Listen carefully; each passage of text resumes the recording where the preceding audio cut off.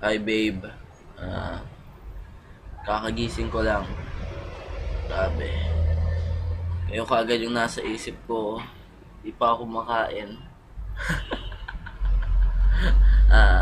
Sasabi ko lang, sobrang thankful ako dahil nandyan kayo para sa akin. Kung may problema, chini-cheer up nyo ako. Grabe. Kayo na. Grabe, ano pa ba? Salamat.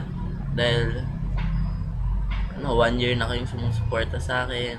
Ah, Pasensya na kung minsan di ko kayo napapansin. Siyempre, medyo minsan busy.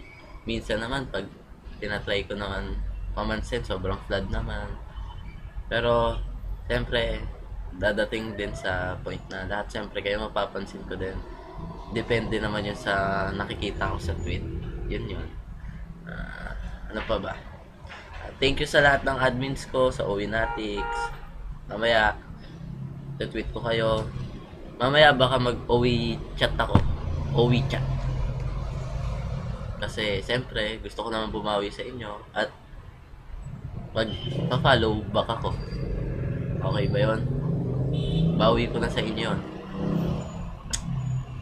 Siguro di naman ako madaldal na tao na para sobrang raming sabihin sa inyo na magte-teleserye ako dito, iiyak ako.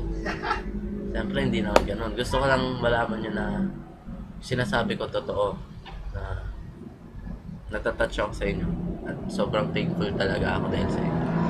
Yun. God bless Owen at lahat ng members dyan. Mahal na mahal ko kayo at sana huwag kayong magbago. Sana supportahan nyo pa rin ako hanggang dulo at hindi ako mag-girlfriend para sa inyo. Alam nyo yun.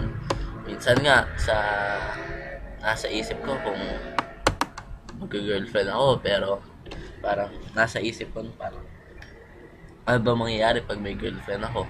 Wala din naman. Sa pagtanda ko, pwede din naman ako makaranas ng girlfriend.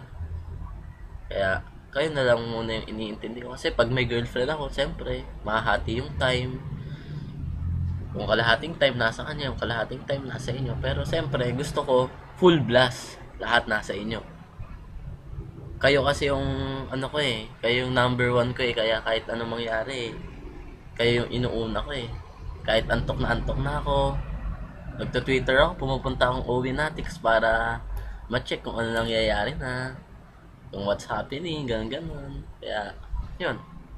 Siguro, yung yung speech ko hanggang dito na lang. Tapos mamaya, chat-chat na lang tayo. Okay, bye-bye. Love you.